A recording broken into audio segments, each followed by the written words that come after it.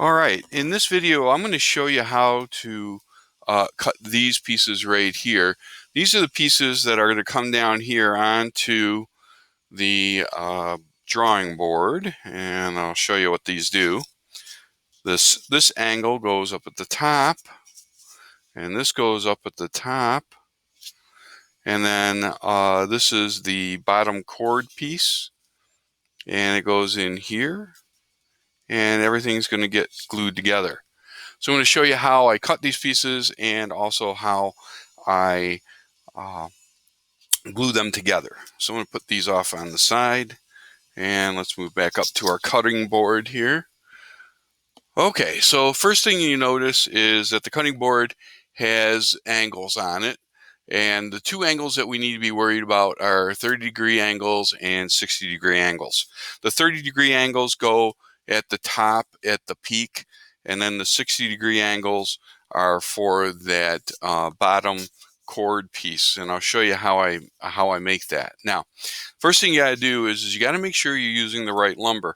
We're using the scale, 3/4 scale. So I'm on my ruler. I'm going to find 3/4 right there, and then I'm going to measure this and make sure that on this wide flat part that this is 6 inches wide.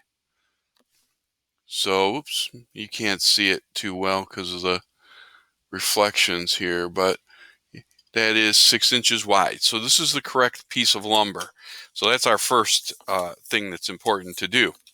Now, what I'm going to do is I'm going to take this piece of lumber and I'm going to go to the 30-degree mark, and I'm going to put the wood along that line where the 30 is. And I'm also going to make sure that I go underneath the blade completely. Maybe I'll slide it down just a little more. Okay, and there.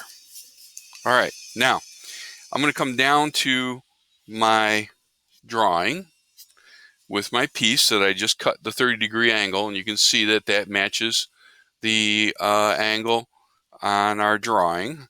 And I'm just going to move this down physically a little bit, and what I'm looking for is the end of the overhang here, this line, and I'm just going to put a pencil mark on there.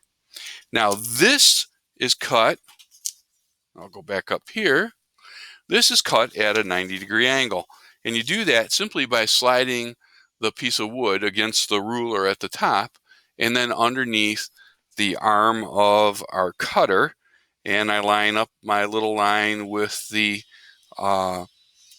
blade, and I cut it. And I'm going to come down, back down to my piece and just double check it, and that's good.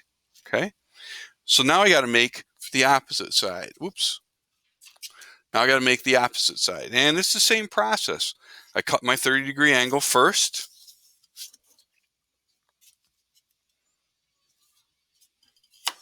Okay, and then once I got that, I come down to my drawing, and I'll lay my piece on here, and I will mark this off. Then I'll go back up to the top, back up to my cutting device. I'll line that up, and I'll cut that. So when you're done, what you should have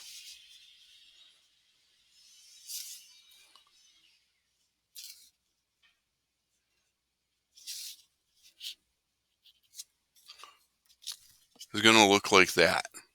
I might have cut these a little too short, but for demonstration purposes right now, it's good enough. All right, now, the next one I'm going to cut is this piece that goes in here. We call this the bottom chord on our trusses.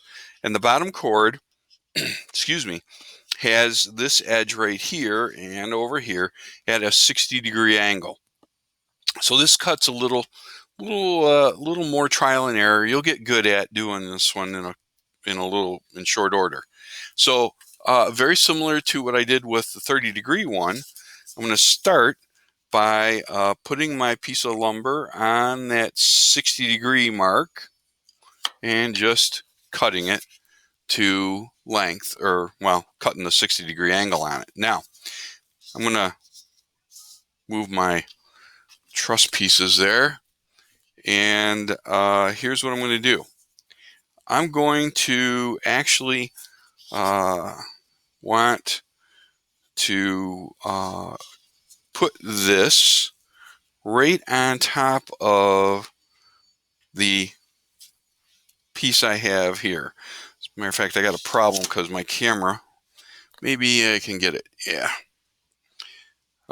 Anyways, so what I'm going to do is here on this left-hand edge, I'm going to put a little mark, and I'm going to angle that mark so that it just reminds me that this cut is going to go at that angle right there. You can't really see that.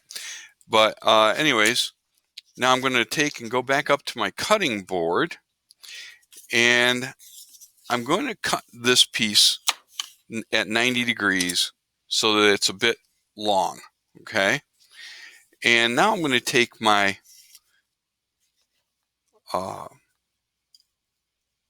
piece of material, I'm going to put it on the 60-degree mark, and I'm going to slide it down until I get to my little tick mark, and then I'm going to cut it. Now, this is kind of a trial and error one. Sometimes, and this time it worked out pretty good, I'll show it to you. It comes out pretty nicely, like that one right there. Came out really nicely. So now, here's what it's going to look like, okay? This is it. All these pieces come together, and you end up with your roof truss looking just like that. Now, here's what you need to do next, okay? So this is a fairly good piece of roof truss, all right? I'll focus this a little bit more. Now, I'm not going to be able to use this here, but what you should do, or what you need to do, is get a piece of wax paper and put this over the top of your drawing. The reason I can't use it is this black piece of paper that I have here makes it nearly impossible to see the drawing underneath. But what I'm going to do is I'm going to put down the wax paper, and the wax paper keeps the glue from gluing to the paper. It's only going to, it'll come off the wax paper. Now, I'm going to set up what's called a jig. And I built a house, not a house, excuse me, I built a shed at my house, and this is exactly what I did. I cut the boards just like this. I cut 30-degree angles on the boards, and I came down the length of them, and I cut 90-degree angles, and then I cut the cords, the bottom cords at 60 degrees, and then I had them put the boards in this jig. So right now, I'm just going to take pins. Okay, this is one of the T-pins, and I'm going to put it in this board right up against the edge of this piece, and I'll put two on one side and then one on the other. Okay, and then I'll take this guy here and I'll do the same thing on the opposite side. One up near the top, one towards the bottom, and one on the inside.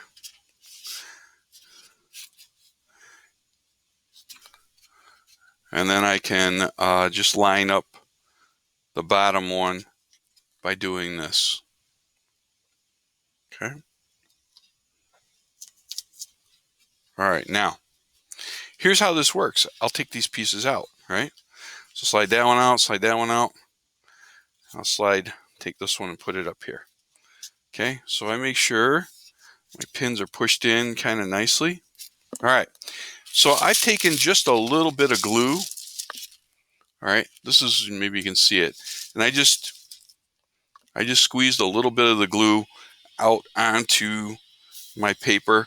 This is when you glue these things together, it's one of those less is better things. You don't need a lot of glue. And this tacky glue sets up pretty good. If you get into the into the rhythm, you should have two of these trusses, built. If you get into the rhythm of putting one together and then going up and cutting and to your upper drawing and piecing things together, you'll probably be in pretty good shape. So what I do here is I'll just take and dab a little bit of glue onto the edge of this, and you really don't need much. And then I'll slide this between all my pins, and I'll just put it down. And I can take the second one here, and I'll dab a little bit of glue on the tip of him. Sometimes, whoops, I need a little more. There we go. So perhaps you can see how little glue I got on there. I don't have a lot. And I'll slide this one in. Okay. And when I put these two things together, and you can't really see it too well because it doesn't really do much on this piece. Maybe you can see it. Well, it's a light color against a light color. There was just a little bit of squeeze out of glue here. Now I'll do the same thing with my bottom cord. I'll get glue on both ends of this.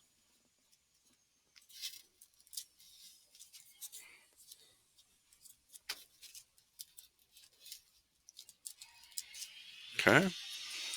And then I'll slide this into location, in the spot, or place. And I'll just make sure all my joints are nice and tight. Let's bring this back up. All right. I'll focus this thing. See if I can get some focus on it. There we go. Okay. Now I'll start cutting and gluing my more pieces together. So I'll set up a couple of these little jigs, and in 5 or 6 minutes, this will probably be able to be taken off. Certainly by the time you get done cutting other pieces and putting things together, you'll be in good shape. So that's how I build a little bit of a jig to actually put my trusses together.